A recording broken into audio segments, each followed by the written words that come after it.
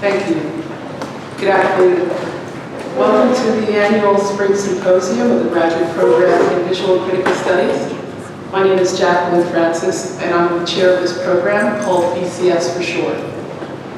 Today is a great day for our program. It is the culminating public event for our graduating class of 2019, Holly McHugh and Kira Dominguez-Hulker. No worries. Please read about them, their bios, and their research projects in the program brochure that is available for you to take home today. You'll find that both Kira and Holly are not only emerging scholars, but award-winning artists as well. Each earned a master's degree in fine arts here at CCA. This year's VCS Symposium is an invitational that features students pursuing graduate degrees in art history and visual culture at other San Francisco Bay Area schools and universities.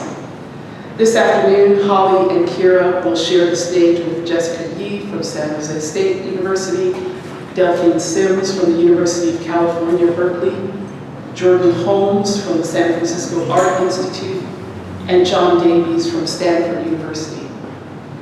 Like Holly and Kira are, these presenters are accomplished individuals.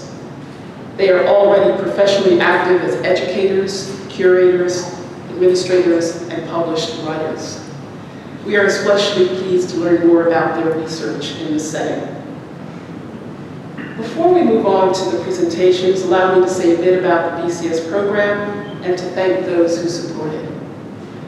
The VCS MA program is a 2-year program. For students who are interested in earning a second terminal master's degree in writing, fine arts, and curatorial practice at CCA, there is the option of a 3-year program. Working with our dynamic faculty, VCS students take seminars in philosophy, art history and visual culture, and theories of identity, place, and modes of perception.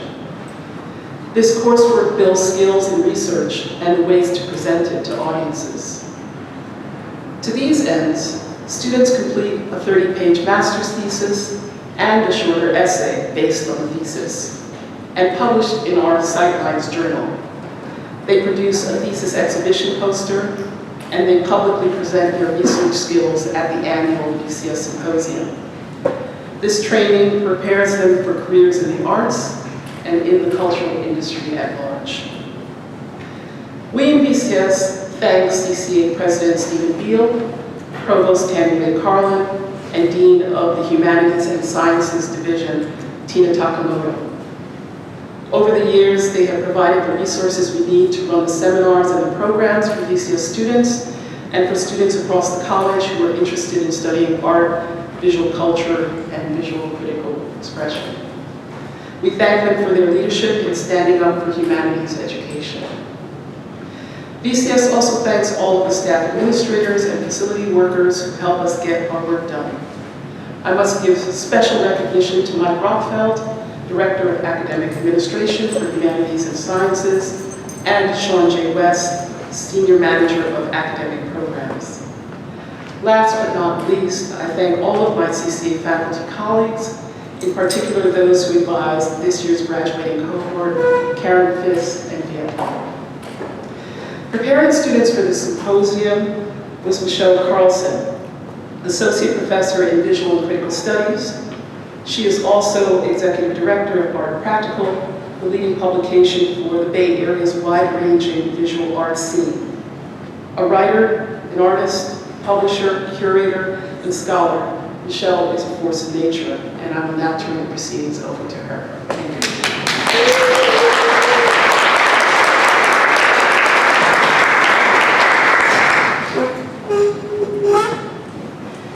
Hi everyone, thanks so much for being here. Thanks Jackie for that intro. Thank you all for coming to this beautiful Saturday afternoon to CCA's Visual Critical Studies Graduate Symposium. Typically we gather here every spring to celebrate the accomplishments of our graduating cohort, but unlike past years, today we're super thrilled to just have our students' work engage with the broader landscape of Bay Area graduate scholarship in visual critical studies and also art history. So today you'll hear presentations of research from our 2 graduating students, but also students, as Jackie was mentioning, from esteemed peer institutions such as the San Francisco Art Institute, Stanford, San Jose State University, and the University of California-Berkeley.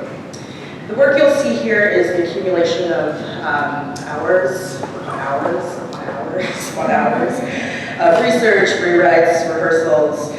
This dedicated scholarship, specifically for our students, began kind of with an intuitive hunch last year. And they kind of dive feet first off a cliff in the summer, and safely. And in kind of an immense professional and personal journey, finished their thesis this kind of in 1 year. We have a really incredibly impressive cohort. And even after, one of the things I really love about this cohort especially is that even after spending so much time together as the two of them, they, up until the very last minute, are just giving each other hours, again, of critical feedback and support. So it's been a real pleasure to work with them. And we ask our students to kind of attack their thesis in the fall semester. And then in the spring, they distill that larger project into a published essay for our Sidelines journal, which are available here on this table. Please feel free to take a version of what you'll see here presented today. We also have past year's Sidelines journal, so please feel free to pick one up as you are wandering around today. And just a few housekeeping things. We'll have 2 panels today that will consist of about 3 presentations, followed by a 15-minute Q&A. We'll have a 20-minute intermission, stretch your legs. Also, the restroom is right around the corner down this little hallway. And of course, we ask if you could please silence your phones. And it's always such a treat for me to be here for this event, not only as the thesis director of this cohort, but also I'm an alumni of the program. And one of my favorite things that we do at Symposium is honor an alumnus of the program via our VCS Alumni Award. So every spring, the community and the students kind of come together to nominate one VCS alumni who they think embodies kind of the spirit of the program and the field. And then the graduating cohort selects one alumnus to be honored here today. So at the very end of all the student presentations, we will kind of acknowledge and recognize this one special alumnus. So we hope you'll stay for that, and then at the very end of the day, we'll host a reception. We hope that you'll stay and celebrate the real VCS way. So without further ado, we're also very honored to have 2 prestigious guests and colleagues here today who have generously agreed to serve as moderators for our 2 panels. Claire Daigle, Associate Professor and Director of the MA Program in History and Theory of Contemporary Art at San Francisco Art Institute, and Mierle, Assistant Professor of Visual Studies here at California College of the Arts. So without too much further chatting from me, I'm happy to, and with extreme gratitude, introduce our first moderator for our first panel for the day, Seeing the Unseen Strategies of Interpretation. Professor Claire Daigle is a writer, art historian, and critic whose work has appeared in New Art Examiner, Extra, Art Papers, Sculpture, Brooklyn Rail, and Tape, etc. She was a fellow in critical studies at the Whitney Museum of American Art Independent Study Program and holds a PhD in art history from the Graduate Center of the City University of New York. Her dissertation, Reading Barthes, Writing Twombly, was received with distinction. Her interests form a constellation around word and image relationships between theory and practice, experience and verbal articulation, particularly as related to color, documentation, archival and everyday practices, between contemporary literature and art, and among Marx, script, and science. She also teaches in her subspecializations in traditional and contemporary Indian and African art. Professor Daigle is Associate Professor and Director of the MA Program in History and Theory of Contemporary Art at San Francisco Art Institute. Please help me give a warm welcome to Professor Claire Daigle.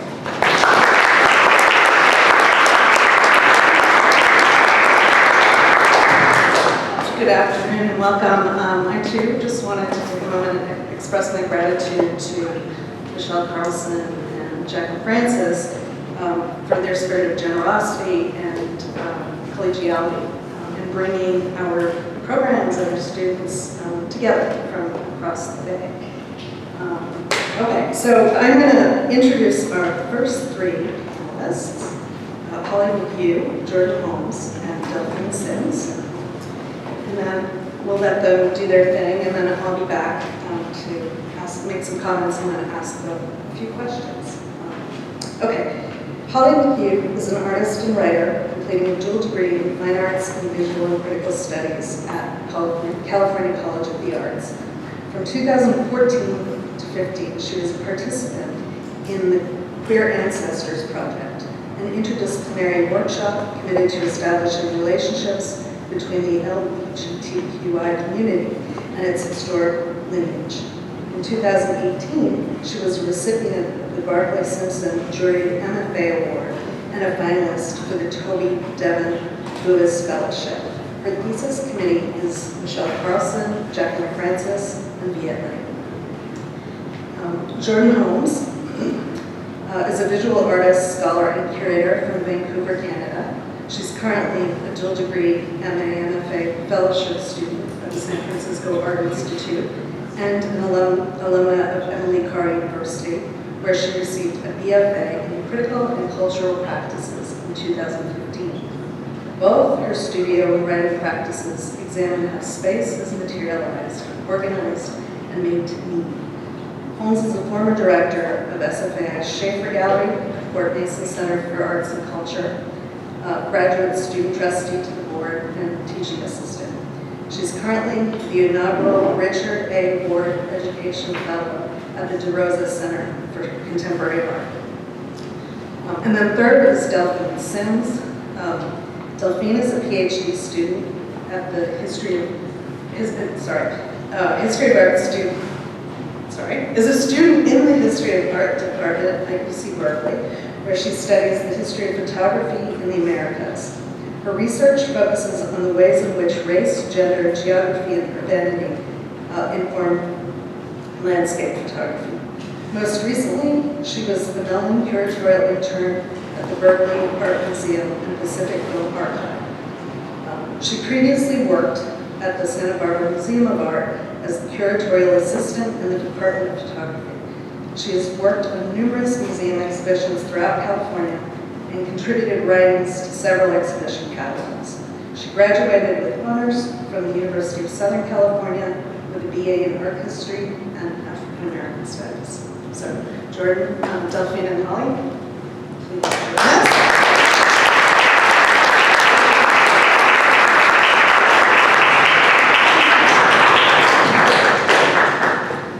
Thank you, and thank you everybody for joining us.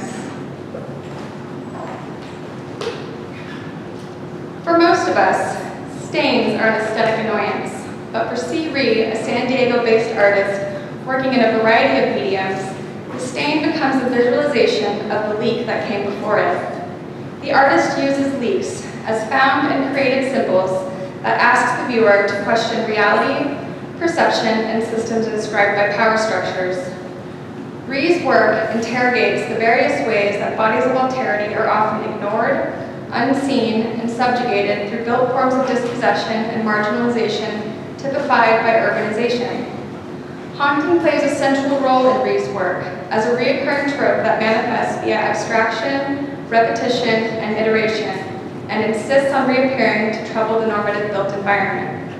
In exhibiting various types of haunting, Reed uses leaks, literally, metaphorically, and conceptually, and the subsequent stains they produce as directional devices for the viewer. First, I'd like to differentiate between several bodies of work that reappear throughout Reed's practice, and examine the role of the leak as it manifests across these works. This photograph, titled Albertsons, is one from a series of between 75 to 100 photographs taken by the artist between 2009 and 2013.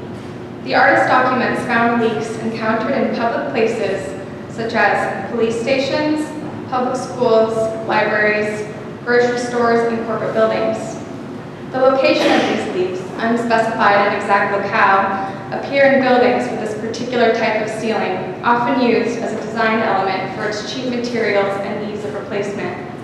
Once a stain marks the tile, simply replace it with a new tile while keeping overhead costs low. Albertsons is the name of a grocery store popular in Southern California and parts of the Midwest. Next, retransitions from documenting found leaks to creating them as installation environments. Dark Water version 2 is an installation on a university campus. Here, a carefully placed leak drips from overhead and eventually the liquid seeps into the ceiling, marking the building as a site for potential dysfunction. There are multiple versions of Dark Water. For example, Dark Water version 5, the artist installs a false ceiling using everyday building materials, creating a self-made leak inside the gallery space. Using a system of clear tubes, brass valves, and plastic water tanks hidden high on a shelf behind a gallery wall, gravity pulls the water down to selected ceiling tiles, which eventually leak over the course of the installation. The structure is falsified, but the leak is real and alive. The self-made leak troubles what is real not just in its mimicry, but because it is in fact a real leak, only intentionally made. In a different iteration, the leak was so seamless that a visitor even suggested to the artist that she call building maintenance and alert them about the leak. The misrecognition of the real leak and the intentional leak created a duplicitous subject. Over the course of the 2-week installation, the waterlogged ceiling sags. Then, the leak penetrates the boundary threshold and ends of the ceiling and ends in an eventual collapse. In this photo, the artist is shown here as an avatar and performance figure named Agent O. She haunts the photograph as well as the installation. The body becomes a leak that ruptures and permeates space, a concept that I'll return to later in this presentation. The boundaries between projects are as difficult to demarcate as leaking water. Projects are ongoing, fluid by design, and contain recycled conceptual elements. Often, titles and captions are in flux. So here, she's documenting found leaks and transitions into creating them in an installation environment. It is as if, through the documentation, Ree's process also manifests the leak. It seems that she has certain requirements of the space that she's installing in, and those spaces seem to be void of color. So when she installs or documents the leak, she's creating or documenting saturation. The stain is a signifier not only of excess, of something gone wrong, but also of color saturation. The stain in Albertsons becomes a stand-in for the abstracted body. The water, which makes its way through the ceiling tile, serves as a symbol for boundary crossing at large. The seepage, taking the form of a darkened yellow ochre water ring, is that which crosses the border. That which crosses a literal and metaphorical border. The color palette mimics whiteness. The yellow shade seeps through the fleshy ceiling, transgressing boundaries of the ceiling above our heads. The architectural body transitions into a corporeal body, subtly abstracted yet still recognizable, so as to descend to the viewer. The walls that seem impenetrable are penetrated by the dark stain. In the book, Living a Feminist Life, Sarah Ahmed describes whiteness as a wall. Walls are precise evidence of the materiality of race and gender. What one body experiences as a solid, another may experience as air. This is particularly true for those who are non-white, for whom whiteness is experienced as a wall, something solid, a body with mass that stops you from getting through. The stains of Dark Water and Albertsons transgress racialized experience and demand a recognition and a misrecognition, activated and reoriented by strategies of reduction and abstraction. I'll now use these concepts to unpack a recent 2018 piece by C. Reed titled Research Wall. Research Wall is an assemblage of photos, images found online, documentation of past performances, a still from the film The Matrix, written text authored by the artist, printed articles found online, and 2 portable AM/FM radio players, complete with headphones for the viewers to privately listen to the audio. The audio is an interview the artist conducted with a local psychic. Images are adhered to the wall with thin black tape, others pinned with tacks and magnets. The overall aesthetic is layered, somewhat urgent or disposable, as if taken directly from the artist's studio. This is also the first time that Albertsons, alongside other photographs from this body of work, appear in a public exhibition, nearly a decade after they were originally created. Within these printed online articles, the redacted information draws the viewer near, enticing us to look closer, a play of proximity and distance. The leak haunts the installation and is embedded in multiple forms: the photographs of the leak, the photographs of past performances, the psychic interview, and the leaking of information by way of news headlines evokes a new era in WikiLeaks and the power and control of information. The leak is seeping beyond the frame in its refusal to be just one thing.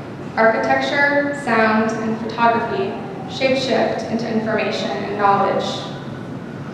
I now want to return to another haunting leak in Rhee's work, this time as an embodied figure named Agent O that circles the periphery of the Dark Water series and becomes central in Research Wall. I should also note that Agent O appears across other bodies of work with a research group called the Super Futures Haunt Collective, which I don't specifically address in this presentation, but is not unrelated. Described by C. Rhee as, quote, an opaque older Asian woman, end quote, Agent O is a performance character and a shadowy figure that remains on the margins and occasionally seeps into the center role, much like a stain or a residue, to shift, operationalize, problematize, and instigate questions of legibility and illegibility. So what is happening here is that Agent O would visit the Dark Water installation during closed gallery hours for what the artist calls a performance, which is not witnessed by an audience, but witnessed after the fact through photo documentation. Performances happened after gallery hours, or sometimes unannounced during open gallery hours, and Agent O would induce and collapse and destroy the work. The performances were never advertised. They were to be as camouflaged as the ceiling drip. Agent O's absence from public view remains a secret embedded in the gallery installation left behind. Her role in the ceiling's destruction is not mentioned in gallery materials, nor are the videos or photographs displayed as part of the installation. Agent O is operationalized to stain the work through the actions of her body and to leak and unfix the boundaries of the installation logic, as well as performance logic, refusing in either category. The artist uses shapeshifting as a strategy to evade dominant protocols of identification, both as representation and as her artistic practice. Revisiting Research Wall through Agent O, she appears in photographs as well as written text. An image connects the two sides of the installation. Also present are staged photos of Agent O in various locations. Agent O reappears in Research Wall with a visor protecting and obscuring her face and concealing her identity. Her marginal role as the after-hours figure becomes central here, connecting the assemblage of photos. An altered image of Agent O shows a figure with multiple arms and 8 heads on top of layered ceiling photos.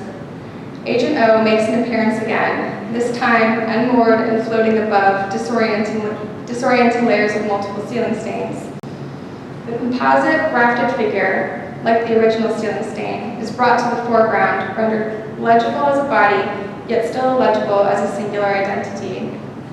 Rhee's body has an indexical relationship with the leak, and the stain and the leak become tied to both Rhee's body as one who marks its presence and the infrastructure that it ruins. Agent O supports a visor in these photographs, which the artist likens to a cyclops. Agent O as cyclops brings a monstrous read to the figure that, like the figure of the ghost, exhibits its power in an unruly resisting of categorization. By grafting the psychic, the monstrous, and the performance elements of Agent O conceptually and formally onto the installation, the artist resists being reduced to one category as the viewer is unable to trace a singular trajectory or origin story amid the spread of uncertainty. It is unclear if, in fact, Agent O reinforces the structures she tries to leak through and stain. Agent O is imagined to have gained psychic powers through exposure to Agent Orange. Redaction, occlusion, and information circulate around the images, while the absence of historical and political specificity of the use of Agent Orange as a chemical warfare tactic glides over the literal atrocities of war and the horrific, traumatic, and ongoing effects of Agent Orange, creating a constellation that risks flattening race and, by extension, history.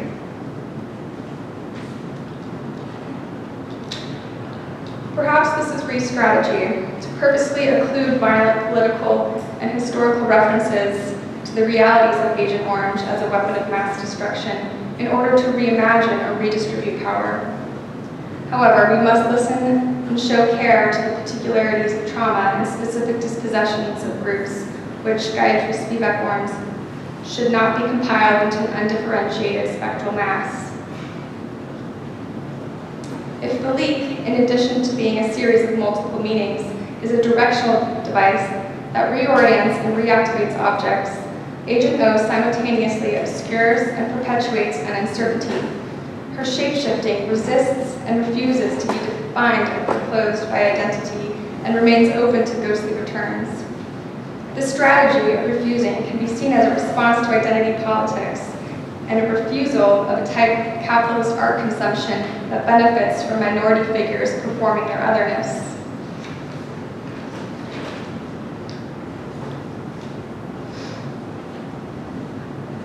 Haunting is inscribed in the formation of identity itself. Although heavily policed, the boundaries between normative and non-normative subject positions, such as race, gender, ethnicity, and sexuality, are not always immediately perceptible, which produces an anxiety that there may be more to a subject than meets the eye.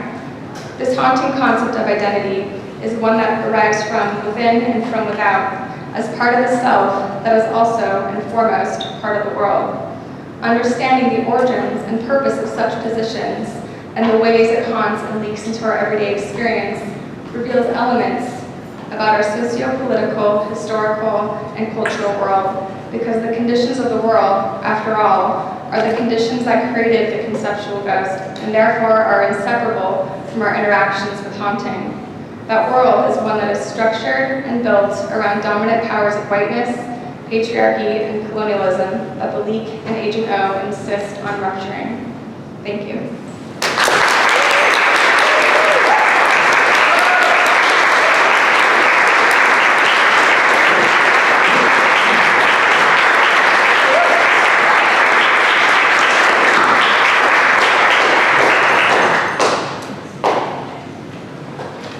Good afternoon, everyone, and thank you for being here today. I would like to thank CCA, Jackie Francis, Michele Carlson, Claire Daigle for inviting and nominating me to present my thesis at this symposium. I'd also like to thank Holly and Kira for inviting me to share this experience with them. The topic of my presentation today is titled, When Done Well, It Goes Unseen, Maintenance as Medium in the Art of Mierle, Laderman, Ukeles. Mierle, Laderman, Ukeles' work signals the ways in which space is mobilized to reproduce difference. Ukeles is a feminist, conceptual, and performance artist who has made a career out of turning maintenance into art. While a graduate student at New York University, she became pregnant with her first child. As she tells the story, when this pregnancy began to show, Ukeles' favorite professor looked at her and said, "Well, I guess now you can't be an artist." Not long after, Ukeles would write Manifesto for Maintenance Art 1969 in what she describes as a quiet rage. In this manifesto, she states, "I am an artist, I am a woman, I am a wife, I am a mother," random order. "I do a hell of a lot of washing, cleaning, cooking, renewing, supporting, preserving, etc. Also, up until now separately, I do art. Now, I will simply do these maintenance everyday things and flush them up to consciousness, exhibit them as art." Originating as a strategy for Ukeles' artistic and personal survival, the manifesto is now considered a landmark work of feminist art. It is a call to reevaluate the structural devalorization and cultural invisibility of maintenance in both the private and public spheres. The manifesto describes the asymmetrical value of women's domestic labor by identifying a systemic hierarchy between two categories, development and maintenance. Development refers to both individual and systematized production realized through industrial or capitalist processes. Maintenance encompasses physical and emotional operations that take care, such as domestic, custodial, and janitorial labor. Also referred to as reproductive labor, these underlying maintenance systems are essential to sustaining prevailing patriarchal capitalist epistemes, but simultaneously erased and stigmatized within them. For Ukeles, foregrounding the ubiquitous and repetitive labor upon which prevailing socioeconomic structures depend troubles the cultural assumption that development is in any way autonomous or independent of maintenance. Deploying maintenance as her medium, Ukeles would take it as her vocation to sanctify thankless jobs within the realm of institutionalized art, undermining their erasure and thus redefining maintenance as radical and essential work. However, it is not only critical to consider Ukeles' work as an indispensable modality for redressing prefigured beliefs about maintenance, but also located within a cultural apparatus of practices and ideologies that have historically discounted the complex intersections of those who traffic in material stewardship by giving preference to white and middle class experiences. This intersection of labor, space, and difference is the discursive site at which Ukeles' work disrupts conventional expectations of maintenance as value, but also the site at which it functions to reinscribe and even exacerbate ideological codifications of difference. Accounting for the ways in which maintenance art reproduces, rather than intercepts, hegemonic organizations of class and race, my thesis examines what it means for a once necessary feminist intervention to become an insufficient tool of critique within contemporary art discourses. Ukeles' practice is a cumulative one that expands from the intimacy of her own home to the art institution to the immensity of the civic realm. My thesis maps the spatial elasticity of Ukeles' work by focusing on a series of seminal projects she executed between 1969 and 1980. Analyzing these works, I unpack the ways in which maintenance art operates within the social and discursive structures of power that both construct and erase labor's value. Tracing the spatialization of labor from home to museum to city demonstrates hegemonic representations of gender, class, and race are codified through social divisions of private and public labor. Not unlike the era in which Ukeles began making maintenance art, we find ourselves in a political moment in which space, both social and geographic, is highly contested. With this contestation at the forefront of both liberal and conservative rhetoric, Ukeles' work becomes newly activated as an index of how difference is spatially materialized and organized. Mobilizing a spatialized reading of maintenance art, I model ways in which we might otherwise read Ukeles' work in consideration of present socio-political paradigms.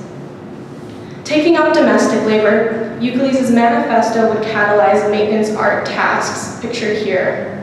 A series of photographic works included in Lucy Lepard's traveling exhibition C7500. Identifying her own home as the site of these early maintenance art works, Ukeles meticulously documents her routine domestic chores and presents them in a family photo album.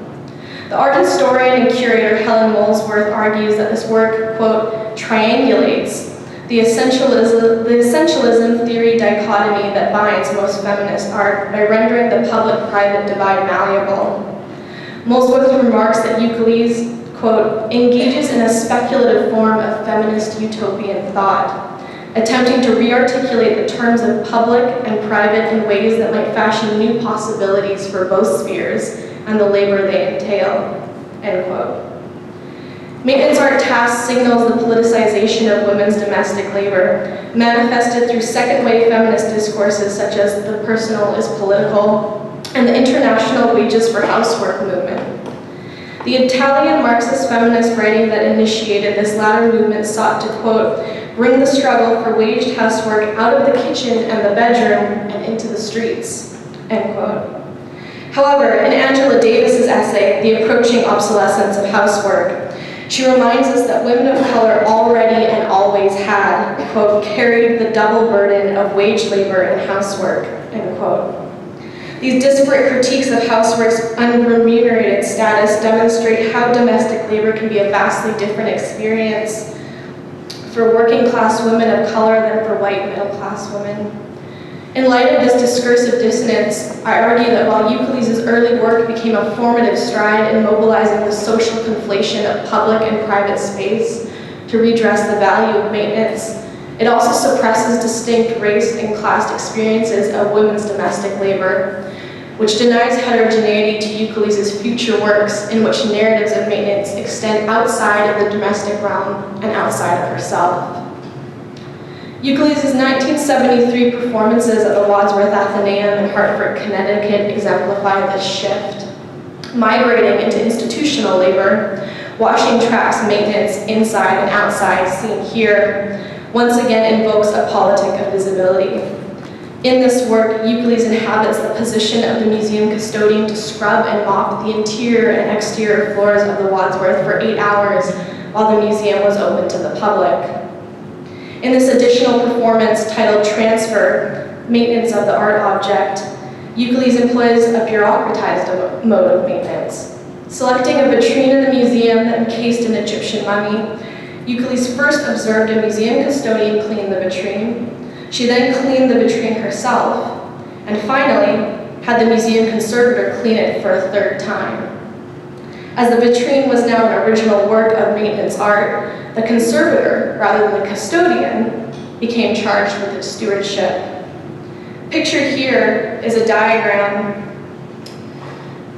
Ukeles drew in advance of the performance. Molesworth observes that this, quote, low-tech flowchart emphasizes the managerial desire to divide labor and in doing so, assigning it different types of value, end quote. Mobilizing the artist's ability to operate in between class structures, Ukeles critiques the logic of servility and authority, revealing the hierarchies of power that operate within the internal culture of the museum. The art historian and curator Mingwan Kwan writes that in the Wadsworth performances, the, quote, transformation of the site textualizes space and spatializes discourse. I would add that in this paradigm, the site specificity of the museum situates labor as a medium for the production of space, and as such, a codifying instrument of social difference. Although Ukeles uses her own body to make domestic maintenance visible in earlier works, the Wadsworth performances demonstrate that this methodology becomes fraught when translated to institutional labor. In this instance, the collapsing of housework and artwork instrumentalized in earlier works effaces real lived experiences of the public service economy. Ukeles asks in her manifesto, after the revolution, who's going to pick up the garbage on Monday morning? Attempting to respond to this question herself, in the late 70s, she would take up civic labor to produce the inaugural work of her now 50-year-long residency at the New York Department of Sanitation. Touch Sanitation performance is marked by its ambitious spatial context and durational stamina. As demonstrated in these photographs, Ukeles spent a year meeting with sanitation workers in every one of New York City's 59 sanitation districts in order to further comprehend how the stigma attached to sanitation erases and devalues that labor. The project culminated in handshake and thanking ritual, in which Ukeles shook the hand of every 8,500 sanitation workers and thanked them for their service. The purpose of this gesture was to demonstrate the parallels between women's domestic work and sanitation work. As Ukeles states, quote, I saw a coalition between the ancient maintenance class of women and all the other people in the world doing maintenance work. I thought if we made a common cause, we could reorder everything, end quote. As a precursor to relational art that both preempts and complicates Nicholas Boryard's subsequent theories, touch sanitation initiates a channel of reciprocity between seemingly polarized forms of labor. Ultimately, I argue that the project champions sameness at the expense of recognizing difference, serving to further erase the social complexities that make the sanitation workforce not more disenfranchised, but distinctly so, from women indentured to domestic labor. Leveraging her position as an artist across domestic and civic spaces, Ukeles conflates her artistic and domestic labor with civic labor. In homogenizing these public and private economies of labor, her body becomes visually and aesthetically grafted onto their labor.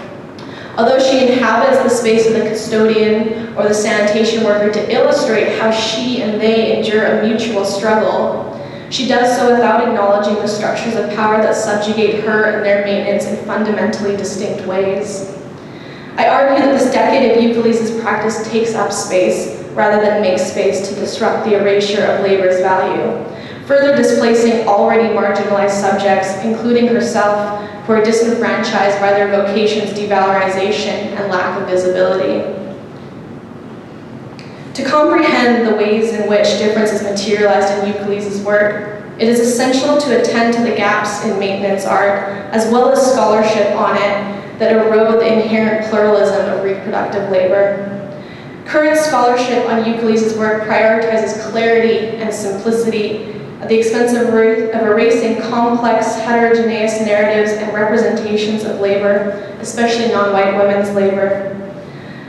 While it must be acknowledged that Ukeles is bound by the strictures of her body, as an artist, she still retains the social capital required to name her maintenance as art, while the custodians of the Wadsworth and the sanitation workers of the DSNY do not. It is in this misrecognition of the structurally distinct ways in which her and their labor are coded that her aspiration to form a maintenance coalition becomes insufficient as a means to resolve the disenfranchisement experienced by institutional and civic service workers. What may have originated as a necessary strategy for Ukeles to emancipate herself from domestic toil later became an inadequate tool for maintenance workers in the public sector to enact the same change. Fluctuating between this necessity and insufficiency, maintenance art demonstrates that we cannot fully grasp the ways in which gender is articulated in relation to reproductive labor without also addressing how other intersections of identity are also entrenched in manifestations of that labor. As an indispensable interlocutor in feminist art, Ukeles occupied space at a time in which it was radical for a woman artist operating within intersecting male-dominated cultures to do so. But she also claimed this space at the expense of obscuring the labor of those who do not have access to the same authority or class position as the artist.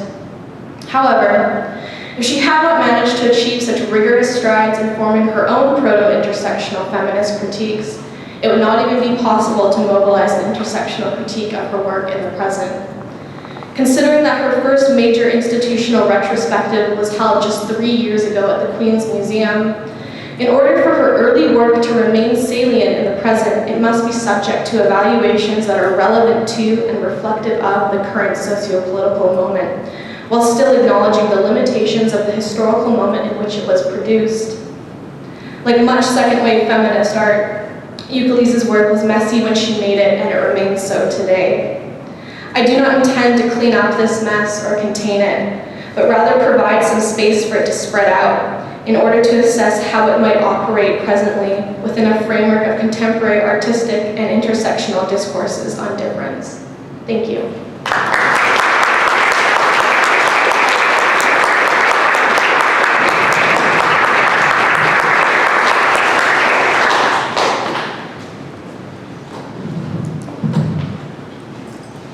Hello. First, I want to say thanks to Dr. Francis for encouraging me to take part in this enriching symposium, and to all of our thoughtful organizers. In the summer of 2017, dilapidated, decades-old white boxes were rediscovered in the uncatalogued surplus of the UC Berkeley PBA Hearst Museum of Anthropology. Curious, I began to unearth the mysteries within the ephemera and inadvertently recovered troves of forgotten photographs. One box was overwhelmed with a multitude of yellow-brown manila envelopes with a return address from the Gold Coast, West Africa, British Ministry of Information offices, what I refer to as the MOI. Each envelope contained photographs and accompanying statements that cataloged British colonial missions during World War II. Series upon series amounted to hundreds of photographs, nearly all of which included starchy, fragile paper captions that were non-archivally affixed to the prints. 3 photographers conducted most of the work for the West African Photographic Service, WAPS, and was credited by their last names. Sanderson, and most notably Deacon. Of the three men, John Deacon is the only photographer to continue on to a professional photographic career that has more recently received acclaim. Because of such interest in Deacon's biography and artistry, this paper will solely focus on his work for WAPS. Although little is known about his early life, the British-born John Deacon began his artistic career as a painter, but turned to photography in 1939. At the onset of World War II, he was drafted as a sergeant in the British Army's photographic unit. It is unclear when he arrived in West Africa, but in 1944 he was photographed, camera in hand, in the Gold Coast by a fellow photographer. Between February and May 1945, Deacon conducted several photographic surveys of various wartime colonial projects in northern Nigeria, an area where the Islamic ethnic group Hausa is the majority. This paper will focus on one of his more extensive series, 34 numbered and captioned prints titled Sleeping Sickness Experiment Gives Pattern for Progress in Rural Africa. Sleeping sickness disease, or African trypanosomiasis, is caused by the dispersion of trypanosomes through the bite of the tsetse fly. I will offer two readings of selected photographs in the series. The first interpretation will historicize the photographs within the context constructed by the British imperial state. The second will propose a counter-reading that prioritizes Nigerian subjectivity. Together, the photographs and text visualize and outline the construction of what historian Christopher von Newell terms the developmentalist state, an aggressive late colonial plan to maximize the economic potential of African agrarian societies through scientific experimentation and labor reform.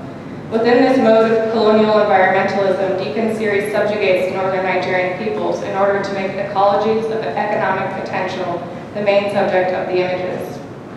The photographed northern Nigerians are meant to be visual accessories and afterthoughts in land, science, and development schemes. The potential for multiple readings of the photographs, however, is possible precisely because the British rely so heavily on the relationship between the photographs and the accompanying captions. This paper will instead argue that we can reorient photographic interpretations towards the subjecthood of the Nigerians through methodologies recently outlined by Black feminist scholar Tina Campt. Through Campt, I am attentive to the ways in which my physical relationship to the archive, photographs, and captions, as well as the postures of Nigerian subjects, work to subvert prescribed colonial readings and assert Nigerian agency, vision, history, and knowledge. From below in the grass, the viewer encounters four looming bodies outlined by harsh sunlight. Shrubbery emerges from the foreground of the image, as if the photographer became one with the ground. The intense sun rays hinder the view of two backlit northern Nigerian subjects, the details of their face lost in shadow. A third figure holds a tall stick that exceeds the frame of the photograph, vertically bisecting his body and obstructing the view of his face. A singular white man appears to look through an ocular device or measuring apparatus. On the far left, a subject makes notations in a small pocketbook, while the man, second from right, appears to have a cord in hand. In the extended text, the author notes, quote, "The tsetse still reigns over vast grass, as is suggested by the low viewpoint of this photograph." It also describes surveys conducted of the Anchow land before the colonizers dislocated and forced the inhabitants into new settlements in Takalafia. With the caption, the photographs effectively demonstrate the necessity of colonial intervention, contextualizing the northern Nigerian as ignorant victim of the fly's bite, incapable of destroying the habitat and dominance of the insect without colonial aid. So conscious of the need to provide a written outline with which to read the photograph, the British glued the captions to the back of the images. In Tina Camp's recent publication, Listening to Images, she explored the possibility of a counter-reading via touch. It is through the haptic register one may break with the, quote, serial bureaucratic grammar of the archive. Upon encountering WAP's photographs in the Hearst Museum, touch was absolutely essential to my engagement with the imagery. Having been folded for decades and then tightly packed against one another, the captions resisted unfolding, at times requiring a heavy hand to stay open, as you may have noted with my gloved hands. Despite the MOI's reliance on the captions, if one is unable to reveal the paper, then one would more easily insist on reading against the archive. In the first photograph of the series, we do not have access to the faces of the three Nigerian men.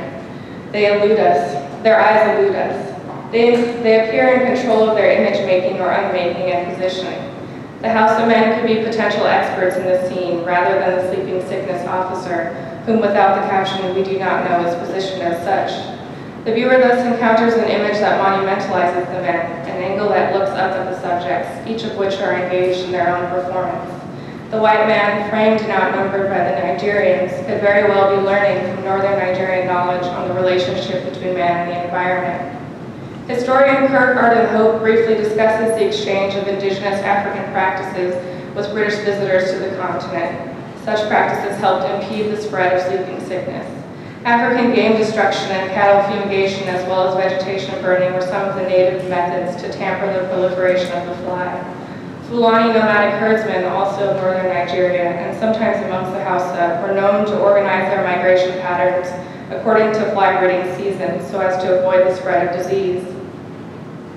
I would like to now postulate what happens when we remove the caption, perhaps when the Hearst Museum separates the materials to properly house the images, or if one were to be so transgressive as to fold the caption behind and away from the photograph. These are acts that continue to fracture the narrative constructed by the MOI. Without the textual material, I find it more plausible that the indigenous man, second from right, is pulling a shutter release cord to take the photograph. Indeed, British WAPS photographers in other parts of West Africa taught indigenous Africans photography and then employed them to document on behalf of the colonial governments. According to anthropologist Liam Buckley, during World War II in the Gambia, MOI officials were surprised by the local production and interpretation of imagery. Buckley argues that the moment Gambians wielded the camera, the quote, homogeneous teleological tool of the state became far less stable, more innovative, and significantly possessed of political and aesthetic power as to lead to its own demise. End quote. Elsewhere, indigenous Africans took up photography during the war as well. The well-known contemporary Ghanaian photographer James Marner learned photography through the help of a cousin who trained under and worked for WAPS. One narrative claims that Deacon's fellow WAPS photographer, Sir Francis Burr, taught the British Nigerian photographer Baba Shatima the craft in the 1960s. Necessarily, the photographs of the Anchow landscape were likely composed according to a native worldview, not that of Deacon's imperial gaze, and could be read as such through haptic limitations on the colonial text. Before his untimely death from decades of alcohol abuse, Deacon had a few years of commercial success and built a reputation for portraits of, quote, uncompromising brutal honesty, end quote. Several writers celebrate his attention to the eyes of his subject, emphasizing that it is through the subject's gaze that Deacon unabashedly captures the truth of an individual. Having received such acclaim for his portraits, it is all the more surprising that earlier in his career photographing for the Sleeping Sickness Service, Deacon only produced 2 conventional portraits of white male officers. I, however, want to suggest that Deacon also produced portraits of animals by focusing here on a photograph of 2 chickens. In a Trinity-like composition, a Nigerian man holds 2 chickens in either hand. The man and poultry are the subjects in the image. Deacon appears to photograph from below, rendering the blank sky behind the man as canvas for the portrait. He waves to capture the photograph at the moment the birds cock their head towards the camera. Deacon, again known for his ability to capture the intensity of the gaze, here photographs of bead-like eyes of the birds as they look directly at him and the viewer. The attention to the intricacies of chicken feathers causes the light-colored tunic of the man to blend into the sky, effectively disappearing his shoulders into the backdrop. He is nearly a floating bust, but for his left hand that cradles a bird. This is a photograph of them, the chickens, a portrait of, quote, improved strains of poultry. The unnamed man appears aware of his position, a mere prop to display the colonial introduction of mixed farming. Through the image caption, he was denied the dignity of his own portrait and deemed lesser than the birds. I find, however, that the unease of the Nigerian man renders him so taut he becomes the focal point of the photograph. His posture and stern face is perhaps a reluctance to acquiesce to the subjugation constructed by Deacon's direction and the caption. This man dodges the colonial gaze and marginalization through his very rigidity, what English scholar Derek Scott terms muscle tension. Lips compressed, jaw clenched, erect posture, and furrowed brow, he evokes, quote, a state of black powerfulness in the midst of debility, a form of resistance expressed through a refusal to accept defeat. Tina Camp extends Scott's concept to reread 19th century ethnographic portraits. She writes, quote, "Their taught demeanor is an active, tense, and expressive practice of both restraint and constraint. The muscular tension they display is an effortful balancing of compulsion, constraint, and refusal." The man with chickens in either hand rigidly refuses Deacon access to his eyes. It is the vibration of his quiet yet tense form of stasis that renders him inaccessible to the photographer and the viewer. His muscular tension is a response to multiple forces. The chickens, Deacon, British colonizers more broadly, the CC fly, and a varying audience. But his firm posture is neither a declaration of agency nor an adherence to objectification. He refuses the work of any kind of settled reading of his position and instead reconfigures his status as a self-defined subject rather than a disease-ridden, inept, and victimized African, as prescribed upon him through textual description. His postural power distracts from the caption and the chickens. It denies the CC, Deacon, and the MOI narrative control of his personhood. Thank you.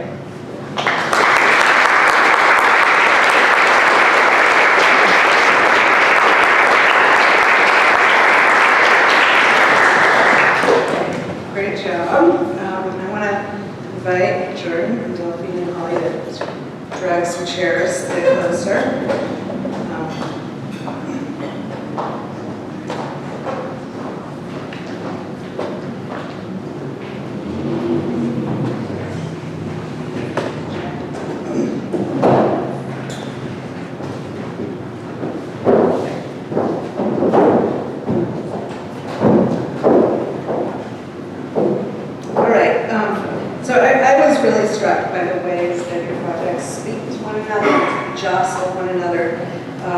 So very quickly, I wanted to sketch out a few figures of overlap, and that'll give us some space to kind of mess around. They relate to the ways that you redistribute power and agency. And I'm going to stick to my notes for a minute so I can get that out of the way pretty quickly, so give our presenters the floor. The first one is the notion of disturbance in the field. And I love, Delphine, the moment when you consider the gaze of the tsetse fly, and that incessant buzzing that indicates that no matter if there's an attempt to impose colonial order, there's a kind of uncontrolled force that persists. And then with C. Ree's work, there's this relentless drip, drip, drip that just drives you to distraction. And then with Ukeles, of course, that she inserts her laboring body where it doesn't belong. Just think of Jordan's title. When done well, it goes unseen. So there's a mechanism of power in each case that's meant to, control something, make it unseen and unheard. But there's a glitch in each case that represents the kind of operative force, or that holds the potential for active agency. That's the first one. And then, relatedly, there's the quiet rage of Ukeles that Jordan begins with. And that sense of quiet rage seems to be a driving force in each of these projects on the part of the artist and also on the parts of each of you, whether it's registered by C.R. in an act of sabotage in the night or in an averted gaze as an assertion of resistance, or in Ukeles' case, they think of Martha Russ or the semiotics of the kitchen, where the quiet rage is bubbling, and then the C.R. it just boils over. And then third, a word that came to mind as I was thinking about these points of overlap is, and I apologize, it's a $10 word, but I think it's kind of useful. It's macula, and it encapsulates the kind of complicated, contradictory ways that circumscribe the space. So macula optically refers to a specific point on the fovea in our eye that has the highest perception, right? So it's where we see detail, and it's at the sharpest. And then Physiologically, macula is a discoloration on the skin. And then more generally, it's a blot or a stain or a smudge. So this sort of brought me to the ways your papers involve this play of purity and danger. It's Mary Douglas's phrase, and that each of you invokes that paradigm of cleanliness and dirt, right? And the ways that that paradigm maps onto gender or race, or visibility, invisibility. So, and then finally, there's haunting, which is a key concept in Holly's work, but each of you unsettles the order of things and time. So Delphine, you rouse the sleepers, and Jordan unsettles the dust, and Holly summons ghosts. And so in each case, there's a figure of the past kind of surging up to disturb in the present ideological, systemic, institutionalized forms of control. And now, I'm actually coming to the first question. So, and it has to do with intergenerationality, which is there's a form of haunting in here too. And I actually could not wait to ask Holly and Jordan this, but I have this image in my mind. It's like a New Yorker cartoon or like one of Pablo Hilgera's art tunes where Mierle Ukeles turns to Agent O and asks the exact thing you quoted, Jordan. So after the revolution, who's going to pick up the garbage on Monday morning? So I just wanted to kind of throw that image to the two of you and see where we go with it. Thank you. Sorry, that's Thank you so much. That was quite a long way to connect all of our presentations.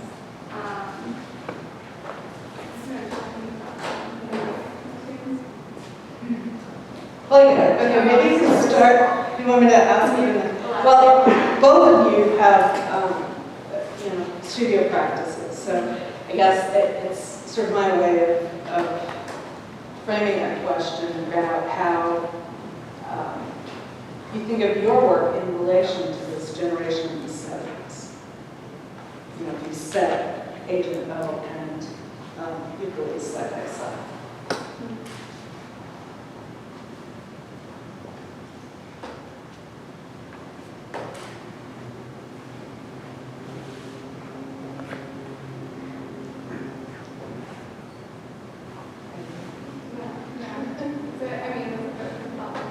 I know it's a hard, but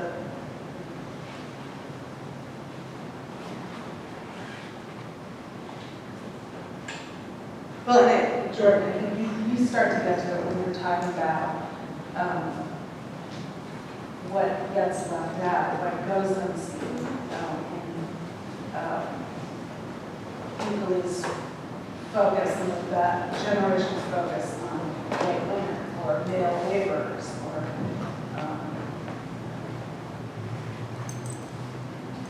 Well, I think is this one?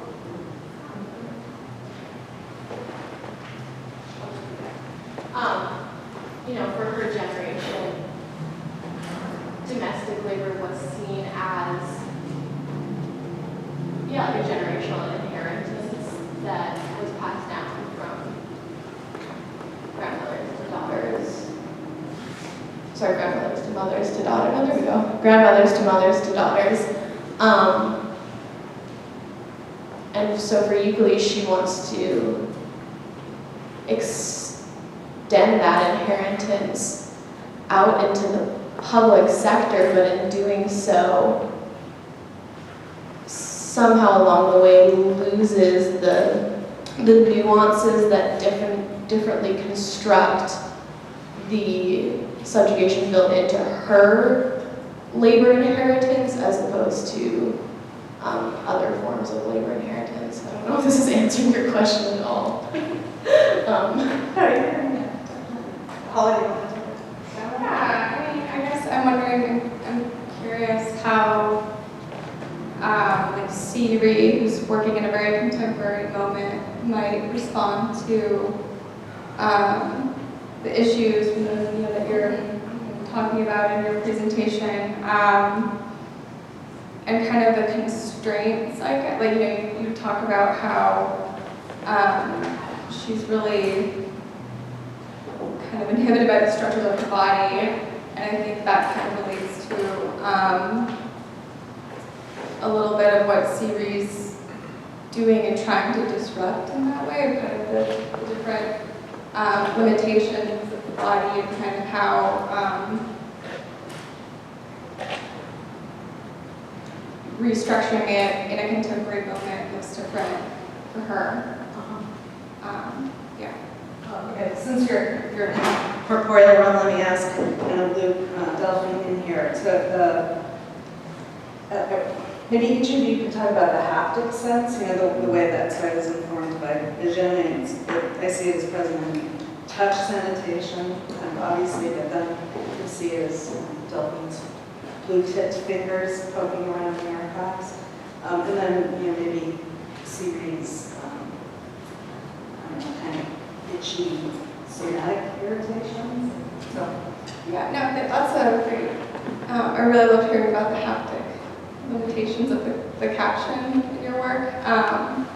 And I think that for Siri, kind of a lot of what's underlying her work is other ways of knowing, other ways of seeing that aren't your typical knowledge base. And I think she's seeking to disrupt those structured ways of knowing through different haptic visualizations. I'd love to hear what you have to say about haptic captions.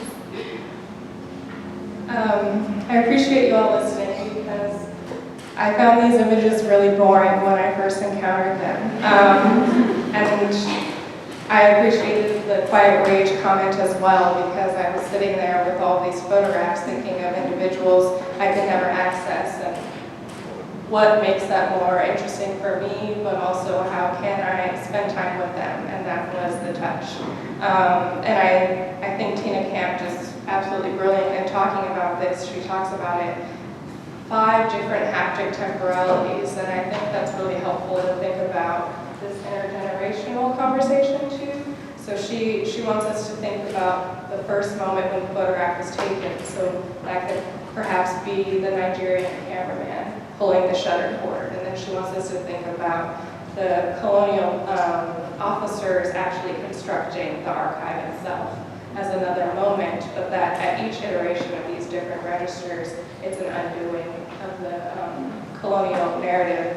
But I also think the archive can be a very quiet space and a little bit lonely, so it was a really wonderful way to think about the noise of the paper as well, and an unfolding of someone that I still can't get to know because of the limitations of the text, but that maybe through just sort of thinking about touching something that we're not usually allowed to touch as museum professionals and people that will deal with fragile visual objects.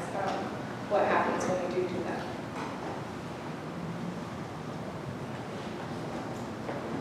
Yeah, in regard to haptics here, it's not something I go into huge detail in my thesis, but it's absolutely relevant. As a conceptual artist, Ukeles' work is often, especially the Wadsworth performances are described as, dematerialized and de-aestheticized, when really it's quite the opposite.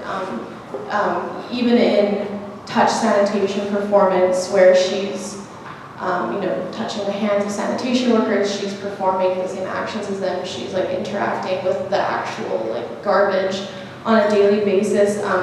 The material and aesthetic aspects of that work really do come to the foreground.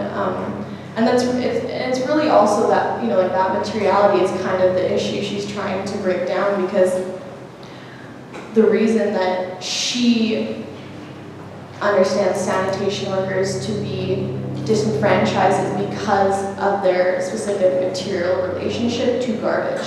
They are conflated with the garbage because they touch the garbage, they are the garbage. And so for her, it becomes a huge conceptual kind of point to trouble or unsettle. So it really is incredibly relevant to her work. Thank you for that question, Claire.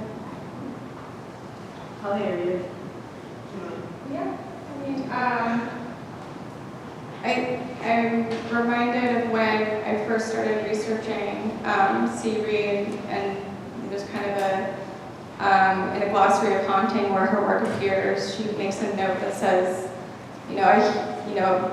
I hear the water, will I see it or feel it first kind of question, and that kind of, that shift of, will I feel it kind of questions, and like those effective responses to haunting and kind of what comes first and what comes second, and how it is a trope that can disrupt not only like time, but just kind of how we process information in that way. But yeah, I think that there's visually there's something about the stain that's so like material and juicy in that way of it being just this like wet stain that's seeping through the ceiling that relates to that haptic knowledge that you're speaking about. Yeah, I'm sorry I picked up multiple times, and it's only because I'm a little bit cognizant of time. So I wanted to give a couple minutes to those of us in the audience who might have something to ask. One or all of them. Please. The question is for Holly and Delphine, and around these terms, which is touch, archive, and medium. So I'm just going to elaborate quickly. You already talked about touch. I was really interested in this idea of touching and physically touching, but also touching as something that is moving. And this idea of the archive and affective archives, where there's particular moments within your archives that were moved, and also thinking about this idea of medium, and the medium also touching, for instance, CD, it's touched by Agent Orange and then transforms, it touches the grid, and then it becomes undone, or Berkeley's touching the maintenance workers, so that's like volitional touching and affecting volitional bridge, and then of course the touch of the photographer that triggers the image. And so thinking about this idea of medium both as medium in terms of photography representation, but then also medium as a spirit medium, or you as artists and scholars as mediators, mediums of these knowledges. So, and again, it's like the affect, touch, and mediating.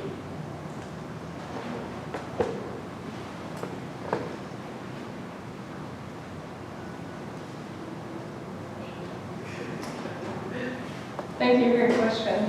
I like this idea of touching as feeling.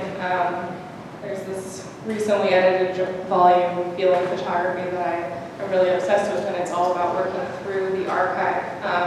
And I think it was really important for me because I was so sort of distressed looking at these images.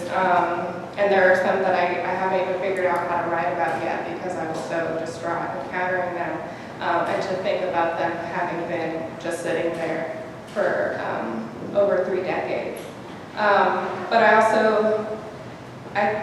in an earlier version of my paper, I was talking about touch in a different way to think about the fly, like the fly's bite as their actual touching the Nigerian bodies, which I felt was really important for me to reach back to Sadia Hartman's work on the archive because the problem of the sleeping sickness disease was maintained until the transfer of bodies during the transatlantic slave trade. That was when it became a true issue. So it was a way for me to think back to how many bodies these flies were accessing, and then how was that moved throughout the continent. I think I got a little bit lost there, I'm sorry. I haven't really figured out how to work through touching as far as the medium goes, the medium of photography. I think that's a really helpful question for me to grapple with moving on. Thank you. Thank you, Viet, for your question. Yeah, touch, archive, and medium. And I like that I appreciate that you brought up, spirit medium, because that's something that's like circling around Ree's work in a really, in a lot of different ways. And it's, I don't know, we're kind of relating photography to touch also is a conundrum that I sometimes face too. But yeah, I think that there's, Siri touching Agent O, kind of extending these different visions like onto, kind of grafting onto other bodies, and kind of envisioning Agent O as like a cyclops or a psychic. And I think with the spirit medium, like in an interview with Siri, she talks about using a phone psychic as a leak in some of her installations, which, I think she's kind of reverting back to, again, the speculative knowledges, other knowledges that we know that are privileged here. But yeah, I appreciate that question. You brought up part of your question was moments in the archive that moved me. There's one thing that really came to mind when you said that. There's this one interview that Mierle did many years after the culmination of Touch Sanitation performance with Tom Finkelpearl, who would eventually participate in her retrospective at the Queen's Museum. And in that interview, she describes the first time that she went into one of the sanitation facilities to meet with sanitation workers. And she describes the scene in which, as they were describing their plight to her, she noticed all the pornographic material that was covering the walls of the sanitation facility. And it suddenly clicked that as they were describing to her that, they would say things like, people think we're their maids, people think we're their mothers, we're the, maids or mothers of the city.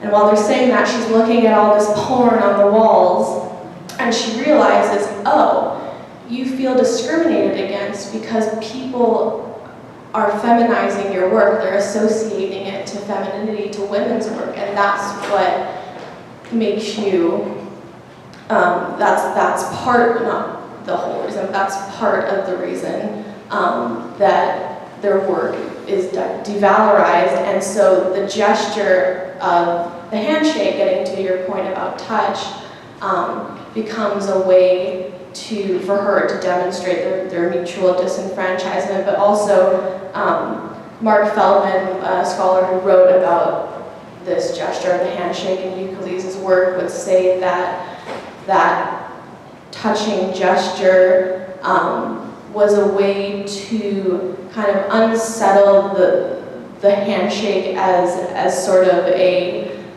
symbol of power. She was bringing it from this more abstract sort of space in which the handshake is, a symbol of corporate entities like entering in on deals with one another, or even, something you do in an interview or professional situation, bringing it down to a local scale between her and the sanitation workers. So, that idea of the physical touch becomes absolutely integral to the performance. Thanks for your question. Okay, I think I have to give you a little break now, but please come find Jordan, Pauline, and Delphine. Thank you so